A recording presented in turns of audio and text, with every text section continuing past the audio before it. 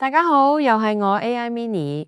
首先，真係要同大家講聲唔好意思，肥拔又要霸住個網絡資源喺度講佢自己公司嘅事。因為上一條片肥拔公司都未公布花紅出幾多，但係今日終於公布咗啦，喺0.5呀！以肥拔咁低人工，可能9000蚊都冇，仲要年29先出，所以希望大家當做下善事，聽下下面嘅公開質問。如果覺得啱聽，都幫手分享出去，多謝大家。今日我哋想講邊個搞到社會唔安樂，致某外國地產酒店集團嘅公開質問。一邊舉住社會責任支旗豪捐千萬，一邊用0.5個月花紅當施捨咁侮辱員工。呢啲唔單止係刻薄，簡直係製造社會怨氣，係搞緊軟對抗。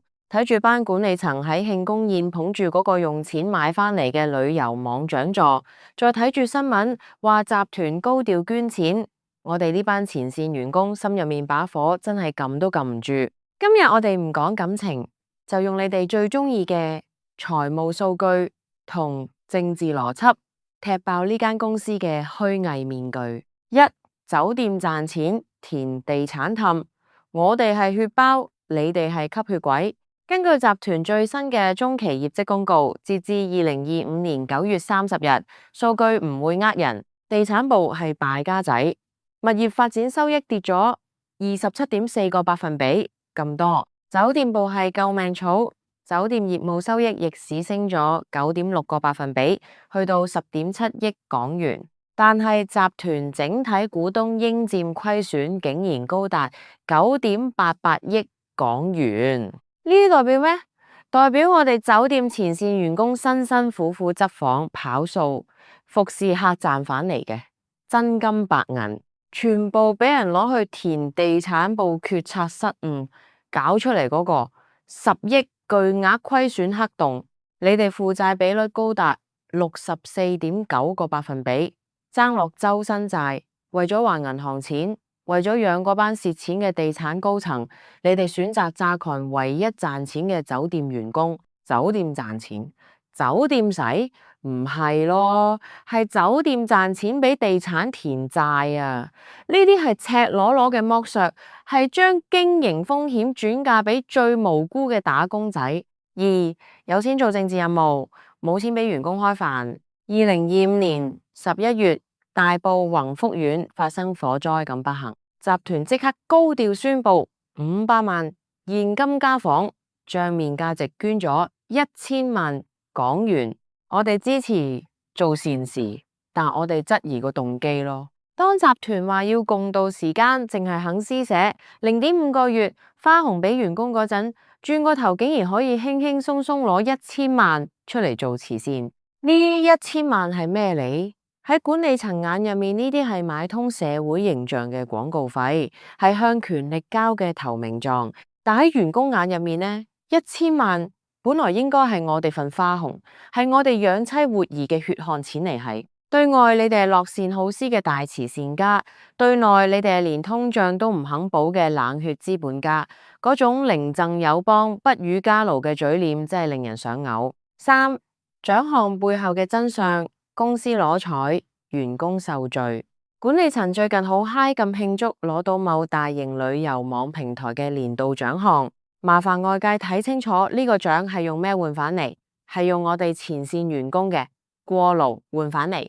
為咗配合平台做 promo， 為咗衝嗰個所謂嘅業績，我哋被逼喺唔夠人嘅情況下做到止績咁。你哋為咗慳錢唔請人，為咗攞獎逼死人，獎座就歸你哋，放喺寫字樓威威，過勞同低人工就留返俾我哋喺後台受。四、製造在職貧窮就係最大嘅國安隱患。最後我哋要將呢個問題提升到佢應有嘅高度。國家同特區政府講過好多次，要排解民生憂難，要共同富裕，要維護社會穩定。旅遊業係香港嘅經濟支柱，酒店員工係維護香港國際形象嘅第一線。但係呢間集團做緊嗎？你哋喺酒店部利潤增長9.6%嘅情況下，仲係堅持低薪政策，用0.5個月呢種侮辱性嘅金額打發員工，你哋係製造緊一群憤怒的打工仔，你哋係製造緊在職貧窮。當幾千個員工因為待遇不公而心存怨恨，當前線人員因為生活艱難而無心工作，呢啲一定會影響香港嘅旅遊形象，甚至埋下社會動盪嘅種子。表面上你哋捐款千萬係愛國愛港，實際上你哋刻薄員工，製造階級對立，激發社會矛盾，呢啲係搞緊軟對抗呀！你哋搞到員工食唔飽住唔暖，滿肚怨氣咁去接待遊客，呢啲唔係幫香港趕客係咩呀？呢啲唔係破壞緊香港嘅由治及興係咩呀？當然，你哋呢班無良僱主、無良商人點會睇到我哋呢啲蟻民員工嘅辛苦呀？只能夠講人在做，天在看。你哋咁信風水，公司員工怨氣咁重，幾好風水都破局啦。講多句。其他人工過3萬蚊嘅管理層，你哋咁辛苦欺壓基層員工，你哋都係得0.5咋？為咗呢啲無良企業做到自己神憎鬼厭，值得咩？最後同大家講，小心地滑，一群俾外國財團收割嘅酒店韭菜上。咁公開質問就嚟到呢度，再次同大家講聲唔好意思，浪費咗大家時間。新一年希望同業難關。難過，年年過，大家都健康平安。